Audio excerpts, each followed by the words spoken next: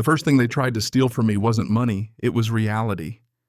3 days after my grandfather's funeral, I drove out to the land he left me, stood there looking at that lake turning gold in the morning sun, and had two HOA women walk up like they owned the place and tell me I couldn't be there without authorization. That's not a misunderstanding, that's theft in a polo shirt. My name's Clint Hargrove, and by the time this was over, 6 people on that HOA board learned in the most public way possible that karma is real, paperwork matters, and country people may stay quiet for a long time. But quiet is not the same thing as weak. My grandfather, Eldon Puit, bought that land back in 1981 out in Caldwell County, North Carolina, when a handshake still meant something and people didn't need a committee to tell them what color a mailbox ought to be. The property was the kind of place that settles into your bones, red clay under your boots, wind rolling down off the Blue Ridge cattle lowing somewhere past the fence line, and that old smokehouse sitting solid in the yard like it had grown there naturally. He built that smokehouse by hand in 1984 cinder block old pine, a stack that breathed out hickory and applewood every November. I grew up around that smell. It smelled like winter work salt, brown sugar, pork fat family, all the things that make a place feel more like blood than dirt. When Granddad died, the land passed to my father Merritt. Dad kept a few acres and vegetables, ran a small herd, and kept the smokehouse going. Every fall we did what we called the November pull, hams, ribs, venison. If the season had been kind, neighbors showing up with coolers and stories. Nobody complained because for decades there was nobody there to complain. Then in 2016, a development went up east of us, Stonebridge Meadows.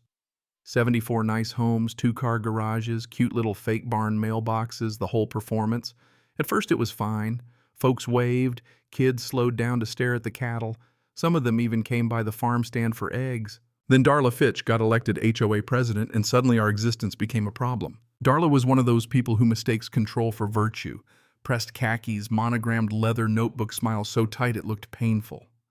She moved down from Ohio and apparently decided Caldwell County had been waiting all this time for her to fix it. First, she sent my dad a courtesy letter saying the smokehouse was visually disruptive and agricultural in appearance, which was funny because agricultural in appearance is exactly what a smokehouse on a farm is supposed to look like. Dad wrote back 2 sentences, polite as church clothes. It predated the subdivision by decades. It was legal. Have a blessed day. That should have ended it. Instead, it lit the fuse. The official notices started a few weeks later.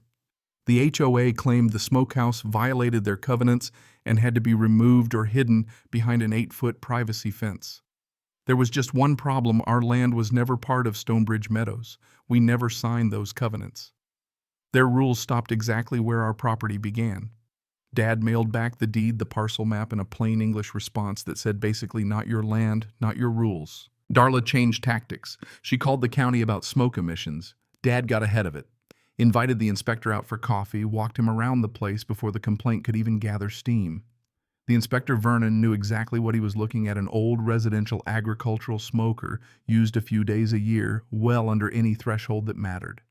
No violation found, he wrote. Dad mailed that to the HOA certified mail. Then Darla tried nuisance law, county meetings, petitions, photographs, zoomed in so hard the smokehouse looked like a factory, all of it. She went to a commissioner's meeting with 41 signatures and a PowerPoint slide with a big red arrow pointing at our stack like she was exposing organized crime.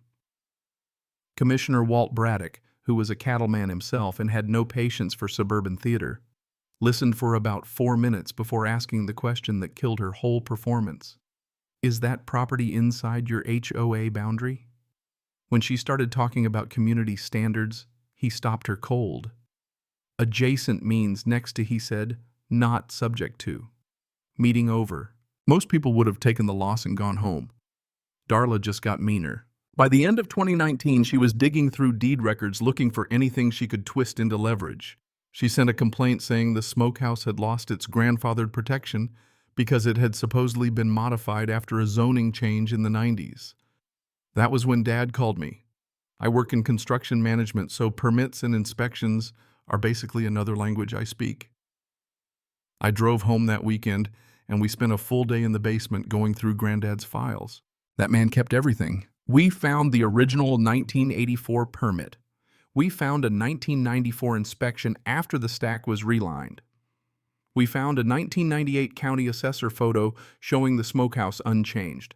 It was like Granddad had reached across time and handed us ammunition. Then we brought in Constance Waverly, a real estate attorney Dad knew through church sharp calm, the kind of woman who can end an argument with one sentence and a paperclip. She looked at the whole mess and said, "You've got more than history here. You've got law." That was when I learned how powerful right-to-farm laws can be. In plain English, if your agricultural operation existed before the neighborhood showed up, the neighborhood doesn't get to move in beside it and then claim your farm is a nuisance just because they don't like the smell or the sight of it. We sent Darla, the board, and the county a letter citing the statute, attaching the permits, the inspection history, the assessor photo, the whole chain. At the bottom, Constance added one quiet little sentence saying, "Any further baseless interference might expose the responsible parties to civil liability." That sentence hit the board harder than any angry rant ever could. Suddenly, board members started calling Dad privately. One apologized. Another admitted Darla had been acting without a proper vote. The board was cracking. And if that had been the whole story, it would have been enough. But then came the twist, the kind that changes everything. In spring of 2020, Darla moved her crusade onto social media. She posted a picture of smoke from our annual November pull and called it a health hazard, as if one weekend of hickory smoke was Chernobyl. Instead of fighting in the comments, Dad did something smarter. He joined the group and posted one old photograph, Granddad Eldon standing in front of that smokehouse in work boots and flannel, looking like a man who'd rather fix a fence than argue with anyone. Dad wrote a short, simple note about the farm's history, about the smokehouse being there since 1984, about how anybody curious was welcome to come by in November and see what we actually did. And just like that, the spell broke. People didn't hate the farm. They'd just been fed a story. Once they saw the real one with a human face attached to it, the whole mood shifted. Neighbors messaged asking about eggs. One woman said the post made her cry because it reminded her of her grandmother's place. Darla deleted her original post, but by then it was too late. She'd lost the room. Then Constance found the real golden ticket. Buried in Stonebridge Meadows' own founding documents, their own declaration filed by their own developer, was a clause saying the HOA could not impair any lawful agricultural operation on nearby land if that operation predated the subdivision. In other words, the developer had known he was building next to a working farm and had written a legal shield for us directly into the HOA's rulebook. For 18 months, Darla had been weaponizing documents she clearly never bothered to read. I still remember sitting at the kitchen table while Dad read that clause 3 times. He set the page down, looked out toward the dark yard where the smokehouse was sitting quiet as ever, and said, "Your granddad would have laughed himself sick." We could have sent Darla the clause right then, privately ended it clean. Constance said that would work, but she also said something else. If we waited for Darla to make one more big public move, we could end it in a way nobody could spin, bury, or quietly deny later. So we waited.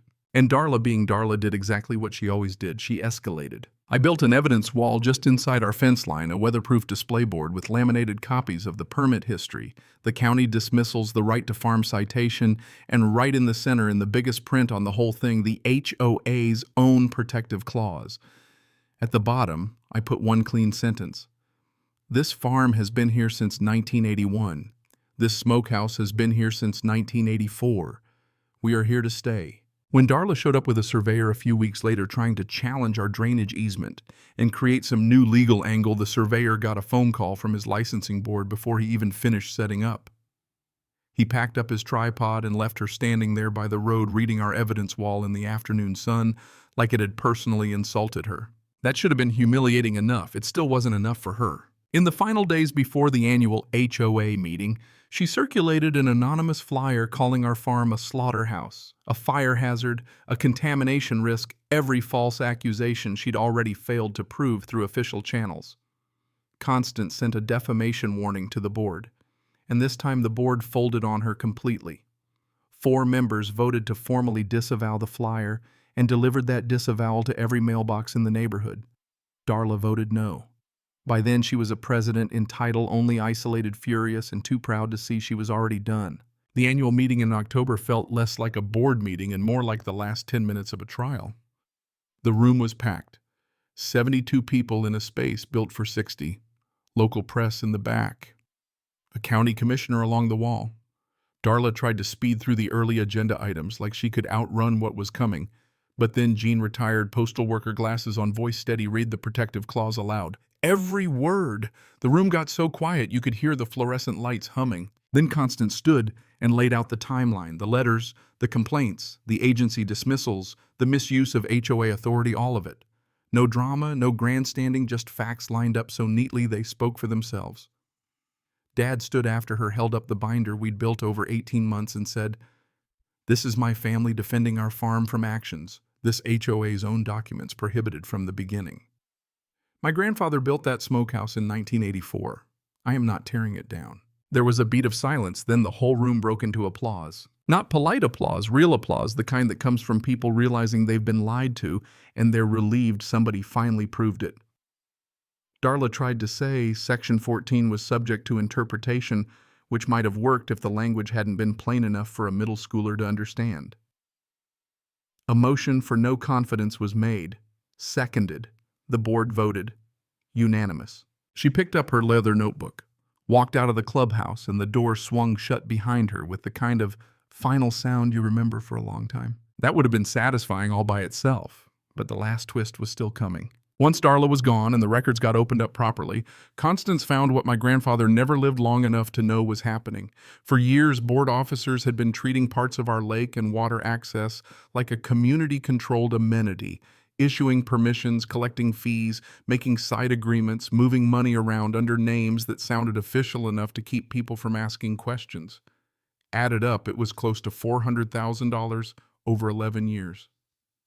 Not leasing it honestly, not negotiating with the rightful owner, just selling what never belonged to them and hoping the old family next door would stay quiet forever. That part hit me harder than the smokehouse war ever did, because the ugliest thing about greed isn't how loud it gets, it's how comfortable it gets in silence. My grandfather trusted the simple logic that what was his would stay his. He wasn't foolish. He was just from a generation that still believed decency was stronger than paperwork. The hard truth is, it isn't. Not anymore. Rights you never document, boundaries you never check, records you never read. Those are exactly the things petty tyrants count on. Still, the ending was sweeter than anything Darla ever managed to spoil. That November, the pull was the biggest we'd ever had. Neighbors from Stonebridge Meadows came. Jean came. Patty came. Folks who'd once only known our place as that issue near the development stood in our yard eating smoked ham under a cold North Carolina sky. Hickory smoke rolling off the stack in long gray ribbons like it had every year since 1984. In the spring, Dad took down the evidence wall and replaced it with a simple painted sign, Puit Farm established 1981. Welcome. And that to me was the best part. Not just that we won, but that the place stayed what it had always been. The smokehouse still stood. The lake still caught gold at sunrise. The people who tried to turn our family land into a line item got dragged into daylight by their own paperwork. My dad didn't chase revenge all the way to the edge. He protected the land, exposed the truth, and then went back to living. Maybe that's the part I respect most now. Sometimes the strongest move isn't destroying the people who came for you, it's making sure they never get to touch what matters again. So let me ask you this, when somebody abuses a little local power for years and only stops after being publicly humiliated, is that justice? Or just the minimum they had coming? Or tell me where you land on that. And if you've ever dealt with an HOA, a property dispute, or somebody trying to control what was never theirs, drop your story in the comments and share this with somebody who needs the reminder. Quiet people are still capable of winning.